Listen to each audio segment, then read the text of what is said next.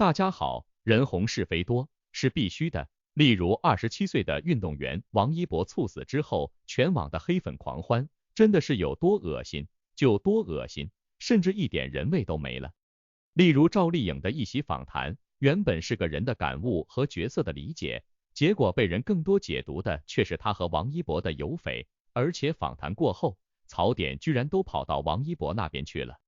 明明赵丽颖已经说得明明白白的了，那么您觉得这些老是跑偏的话术和画风，为什么这么容易发生突转和畸变呢？申万我只想说，娱乐圈后浪与前浪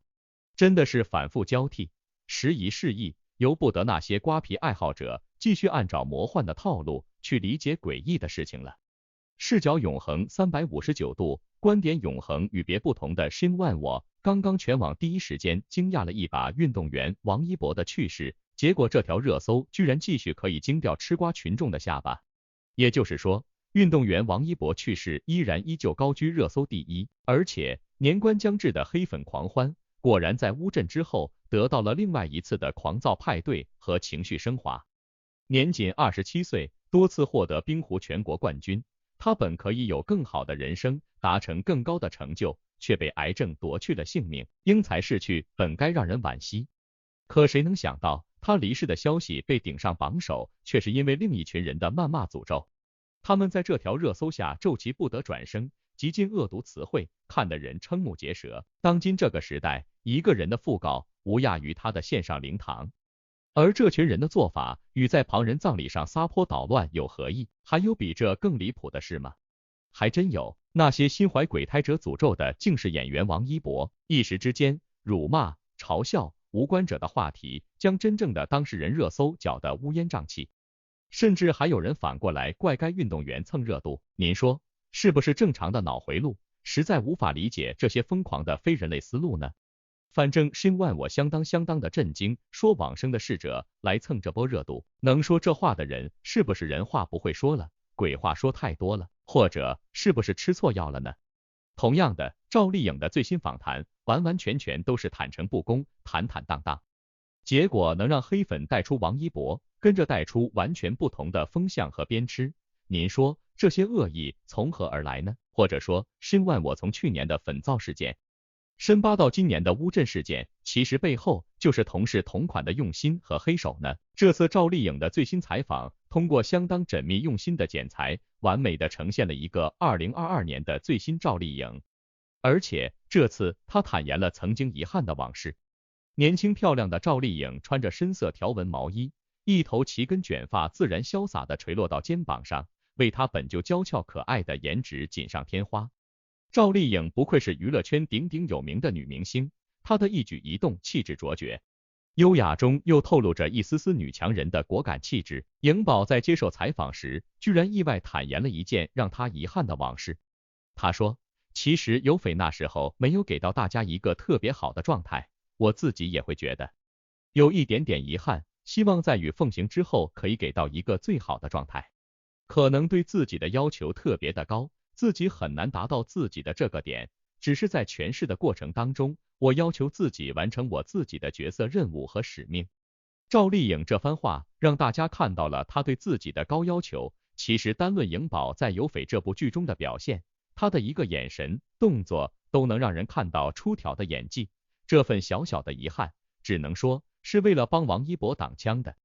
为什么申万我会这么说呢？赵丽颖在采访里说自己很遗憾没有在有绯里带给大家一个好的状态，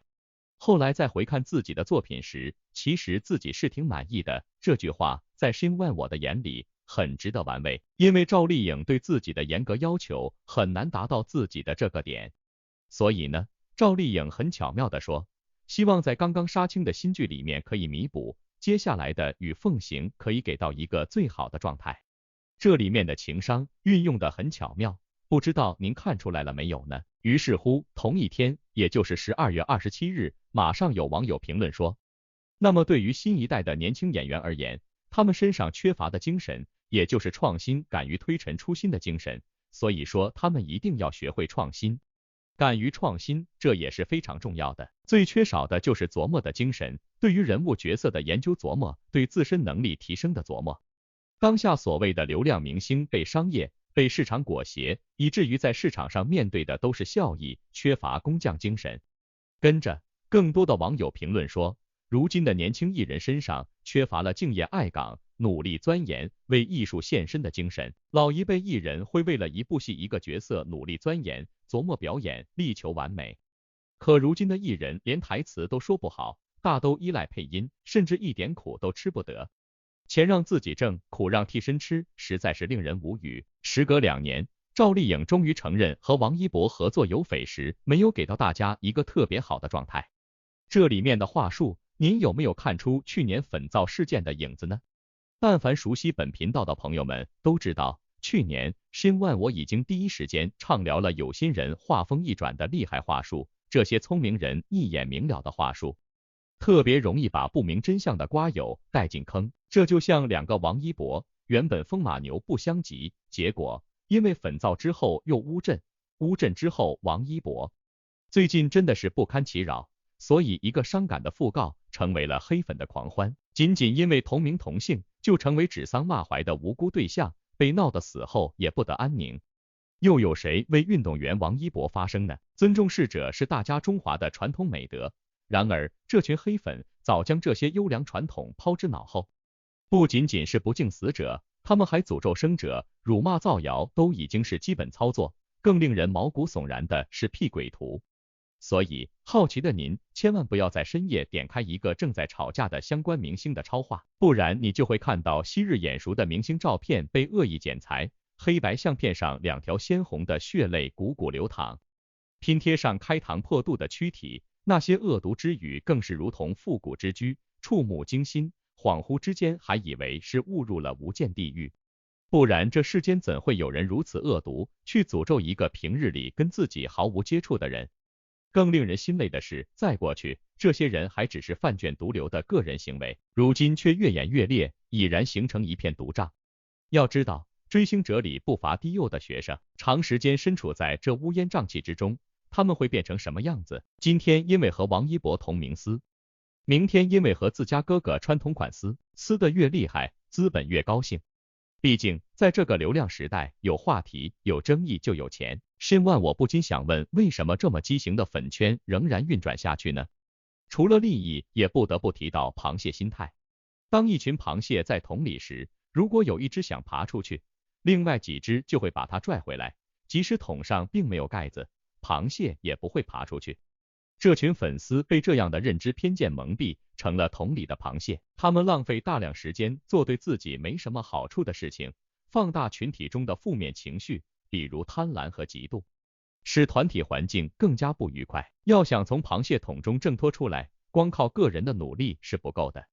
风云变幻的清朗运动似乎也是不够的，因为整治这些不良行为，似乎从源头上老是扼杀不了这些愈发恶质化的低俗画风和不良风气。再比方说，赵丽颖在接受采访时提到了有匪一句，其实2个目的非常明显，一个就是帮王一博挡枪，承担所有的后果，并且痛快揽下这部剧的指责。这本来是个敞亮的举动，为什么王一博反而躺枪了呢？或许您在短视频区完整听完整个当事人的访谈，就有自己的答案了。或者说，通过稍后的全语种复述，找到赵丽颖的另外一个目的。赵丽颖表示说，其实有匪那时候没有给到大家一个特别好的状态，我自己也会有一点点遗憾，希望在与奉行之后可以给到一个最好的状态。整个采访过程中可以看出赵丽颖真的很真诚，真诚真的是必杀技。提请注意的是 Q 代表记者的提问 ，A 代表赵丽颖。Q 为什么一直突破自己 ？A 不太喜欢单调，如果让我自己待在舒适区，我可能会自己心里不太舒服。就是必须每个角色身上他一定有我想追寻的品质或者是特质，他有一些新鲜的东西去吸引到我，而我又恰好可以完成它。Q 塑造人物时会遇到困难吗？ A 我也很无奈，我不是一个对金钱特别敏感的人，但是饰演的角色都很会算账。做钢铁生意其实对于我来说就是一个很大的挑战，因为我要靠近他就会很难。那时候碰到傅东玉导演，他让我看到了很强的创造力，让我觉得可以，如果你觉得行，那么大家就自己拍，我可以的。Q 你认为自己是像许半夏那样有野心的人吗？我自己也是吧。你有追求的事情，你有目标，你有热爱的职业或者什么，把它变成你人生当中很重要的一部分，其实它都是一种野心。Q， 演现代戏和古装戏有什么不同？A， 古装戏大家要求更高一点，那我会对自己也更苛刻一些，可能也会更加的紧张和焦虑，不管是说形象呀，或者是这个角色要求的一些外在的状态，都会格外关注。但是现实题材，我反而会稍微松懈一些，因为我也需要它接近现实。其实有匪那时候没有给到大家一个特别好的状态，我自己也会有一点点遗憾，希望在与奉行之后可以给到一个最好的状态。Q， 你会看自己作品的时候是满意的吗？我还挺满意的，可能对自己的要求特别的高，自己很难达到自己的这个点。只是在诠释的过程当中，我要求自己完成我自己的角色使命和任务，要榨干自己的那个时候的创作力和想象力。但是当作品结束之后，我认为我的任务就完成了。Q， 会有想停下来的时候吗？会。摆烂吗？我很想摆烂，像大家一样，像大家遇到困难时一样，但是一摆烂完就觉得我在浪费时间。人的一生很短暂，你要珍惜你自己的每一次的用尽全力。Q， 偶尔休息的时候会做什么呢？会自己刷一些抖音，会觉得缓解一些焦虑。我什么都看，这是可以说的吗？哈哈哈哈哈哈。这次风吹半夏我会看得多一些，解读大家交易会非常精准，把大家的感情线剪的也是让我觉得是这个画风，大家自己演员看了都觉得原来大家演了这么多东西，哈哈哈哈。Q， 你抖音分享的内容有哪些？我拍了好多东西，就是有一条抖音分享了很多生活碎片，我是会觉得我有在记录我自己的生活和工作，有在给他留一个纪念。Q， 对目前的状态满意吗？我满意，其实早就超出我的预期了，因为进步也不能说一下子就迈很大一步，能有一点点，我都觉得是一种信心。Q， 你觉得时间给你的答案是什么？我更加明确了自己，不管是生活还是工作，我都要清楚要什么，要有一个取舍，我找到了这个答案。祝大家在2023年兔年，像和幸福一样幸福，像许半夏一样暴富。有意思吧？您觉得为什么采访中赵丽颖主动提到了自己和王一博主演的电视剧有匪呢？为什么直言带给观众许多的遗憾呢？之前，也就是在开拍期间，赵丽颖就曾发过标明了原著和改编的汉堡图，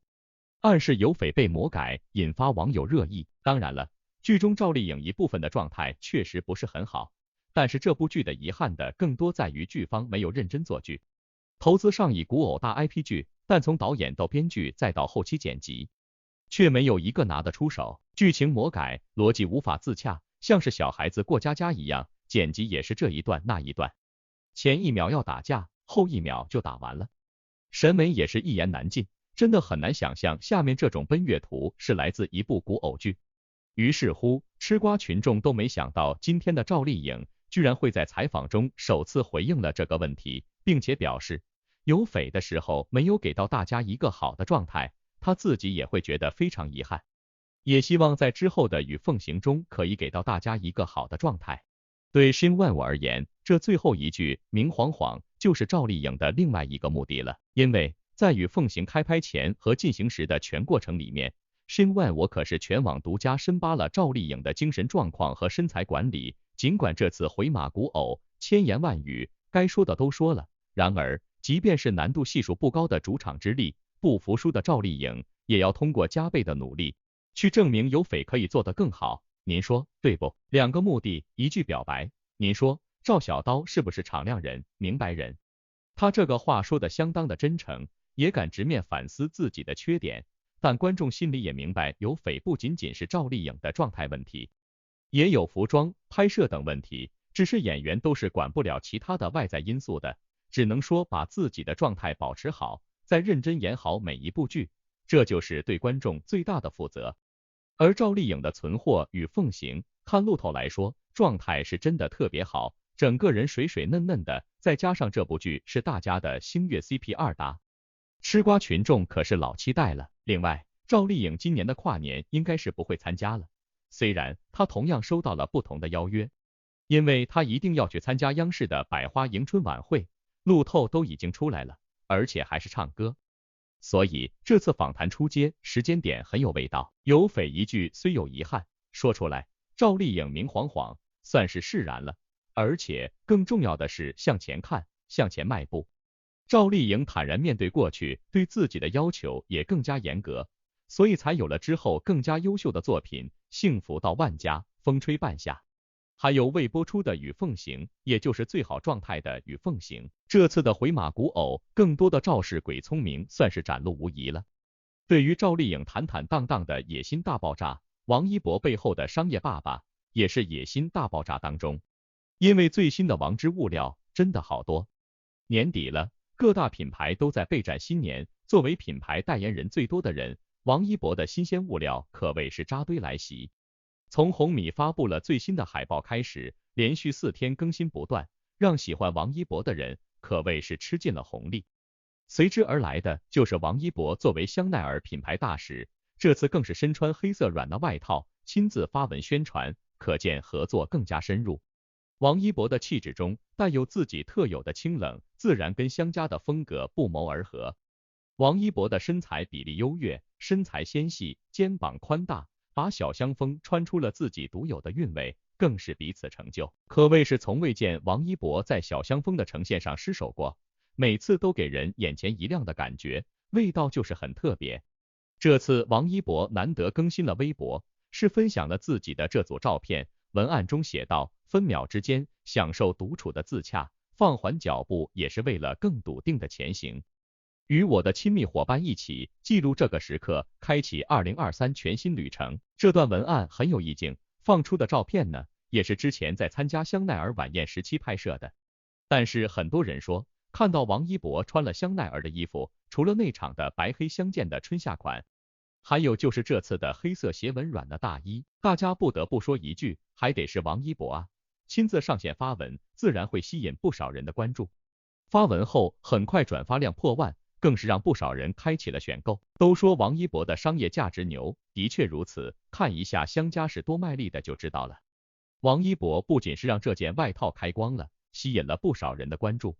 更别提销量了，自然不会低。更值得一提的是，王一博手上的单品、手表、戒指更是引来不少人关注。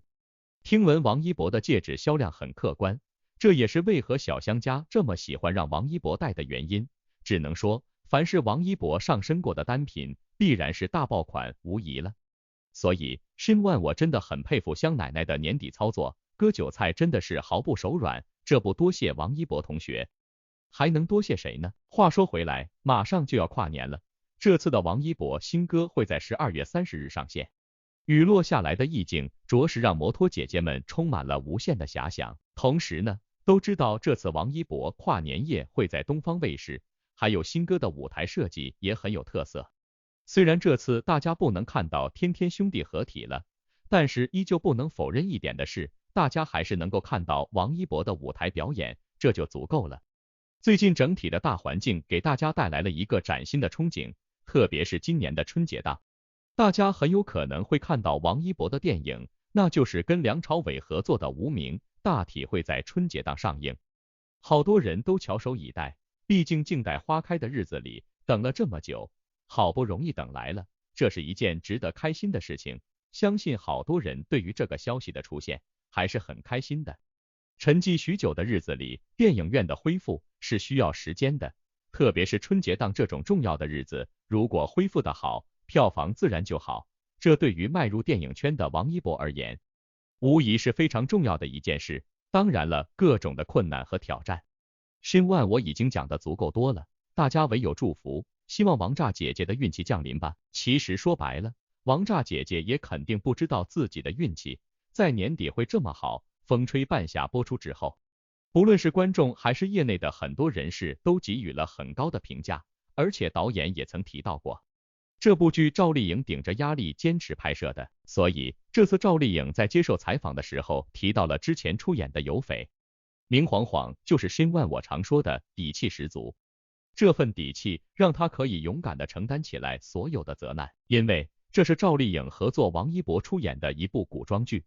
古装题材的作品一直都是赵丽颖的强项，虽然不论是现偶还是古偶，他都有代表作，但是古装剧要更多一些。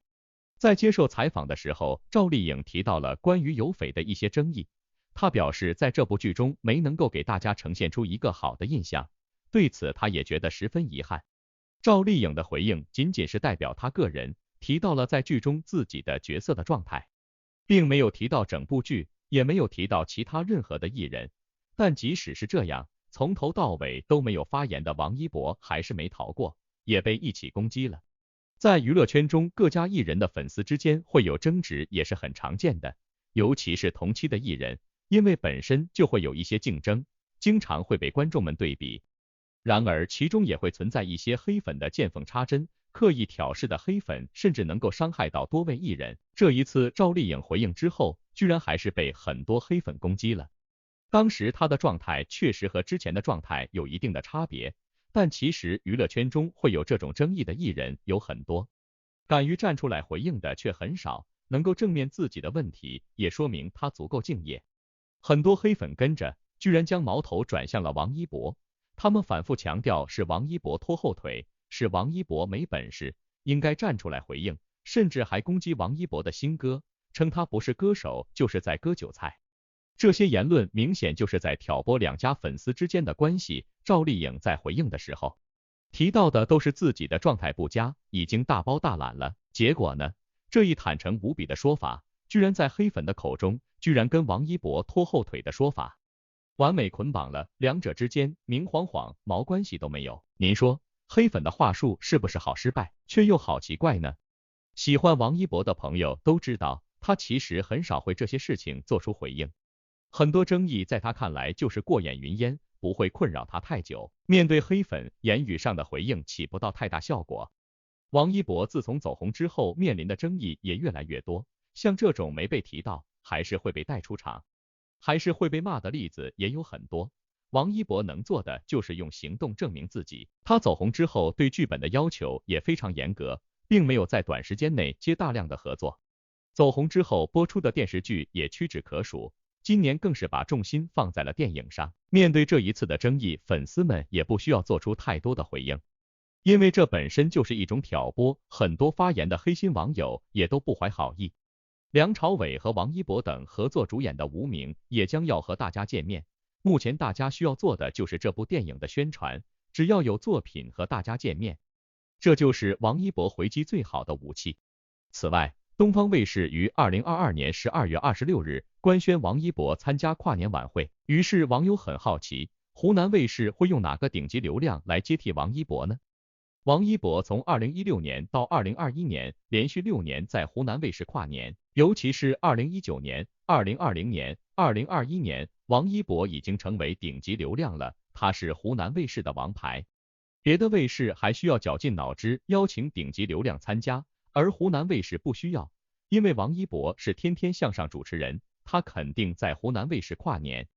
甚至他的出场费都是友情价。结果12月27日，湖南卫视跨年晚会官宣阵容，没有王一博，但是有王鹤棣、龚俊、华晨宇3大顶流，他们在一定程度上弥补了王一博缺席带来的遗憾。前不久，王一博、王鹤棣、吴磊、刘昊然被评为95后4小生，从这个程度上来讲，后浪王鹤棣算是正式接替王一博了。王鹤棣今年因为电视剧《苍兰诀》爆红，在单改剧被限制的情况下，王鹤棣这种爆红程度已经是天花板级别的了，不能苛求他太多。王一博以前是天天向上的主持人，而王鹤棣现在是你好星期六的主持人。快乐大本营是你好星期六的前身。申万我只想说，湖南卫视真是瘦死的骆驼比马大，而且总是能慧眼识珠，提前把带爆流量签下来。谭健次也是带爆流量，他也是你好星期六的主持人。谭健次演了单改剧《杀破狼》，但是没有播。谭健次还有带爆剧《长相思》很爱很爱你，他能如愿以偿爆红吗？龚俊是最后一个吃到单改红利的明星，本来还有另外一个的，但是张某汉被封杀了。现在龚俊的流量很高，和王一博一样，都是因为单改剧爆红的，所以他想追赶王一博也是肉眼可见的。大张伟流量不高，但他曾经是王一博的战友。大张伟和王一博退出天天向上后，丁真成了天天向上的主持人，但是天天向上停播了，所以主持人汪涵应该不会再和大张伟的丁真叙旧了，否则会勾起伤心往事。王一博去东方卫视跨年后，华晨宇显得更加珍贵了。他从2013年开始就一直在湖南卫视跨年，今年是第10年。本来王一博追上和打破华晨宇的记录轻而易举，但现在不可能了。华晨宇的流量很高，他的团队申万我可是帮王一博流过很多次口水的了，这您懂的。华晨宇是湖南卫视嫡系艺人，他也是天娱传媒的一哥，所以反过来看王一博的选择，真的是懂的人自然懂了。在赵丽颖、王一博合作完有匪之后，两个人的道路原本还有机会合二为一，双剑合璧，一同转型，也就是由于去年一出由黑粉成功打造的粉丝造反事件，让这部改开大剧转型力作《野蛮生长》化作了赵丽颖莫名其妙的成功和王一博莫名其妙的撤档。从今年看去年，您能看到您眼中的唏嘘和感慨吗？反正申万我看到了。在一众85花中，转型最为成功的莫过于赵丽颖，前有幸福到万家这种农村题材的剧作，打开了她的戏路，后有风吹半夏在大批国产大女主剧陷入创作常规窠臼的同时，也真正彰显了赵丽颖的演技。但在一众高口碑的评价之下，依然出现了一些看似很容易被大众理解所接受，但实则毫无理由的评论，比如赵丽颖没有少女感了。申万我值得一提的是，您还记得有匪被人诟病最多的3个字，是不是就是这3个字呢？所以赵丽颖的鬼聪明，通过这次访谈所释放的心得体会，其实真的就是2年下来的总体感悟。如果申万我不说，您能看出来吗？所以大家注定可以通过与凤行看到更多赵丽颖的语义背后的深度和领悟。在赵丽颖选择许半夏这一角色时，她真正要塑造出来的就不是一个以白幼瘦为美的单一标准的角色，而是一个有野心、有杀气，在坎坷经济中野蛮生长的独立女性角色。真正抢眼也具备吸引力的是这一人物身上的个人魅力。对比当下流行的傻白甜、白莲花以及打着大女主，实则全靠其他人拯救，并且开启主角光环的女性角色截然不同。但这样的魅力完全被忽视，却仅仅只是因为赵丽颖的脸不够有少女感而成为了她被诟病的原因，当真是令人觉得讽刺。但也正是通过这种片面的评论反映出来的是观众对于男女演员的不同评判标准。在赵丽颖被指没有少女感的同时，却没有多少人指控剧中的男主角李光洁和欧豪不具备少年感。在诸多题材类型中，最喜欢营销少女感的莫过于偶像甜宠剧。这类题材的剧集之所以将女性角色身上的少女感当作卖点和看点之一，主要是因为这类题材本身更为看重的不是作品质量，而是颜值。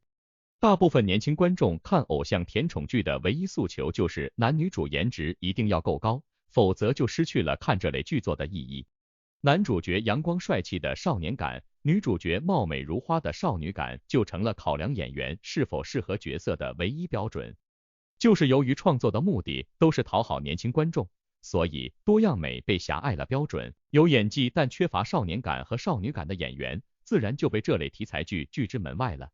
比如中年实力派中的张译、于和伟、雷佳音等人，可以在各路题材全面开花，却唯独不适合偶像剧。因为偶像剧的受众群体大都是年轻的观众，小则10几岁，大则30岁左右，他们的期待渐渐成为了作品追求的内核。当颜值成为了硬性需求，那么所谓的剧情人设、一些演员演技等都会成为次要的条件，必须是颜值至上才能满足观众喜好，这才是有匪更深的遗憾所在了，而不是赵丽颖坦诚的状态。申万我的领悟，您认同不？所以鬼聪明的赵丽颖虽然直来直去，但是说得太深，很多人都接受不了，您说对不？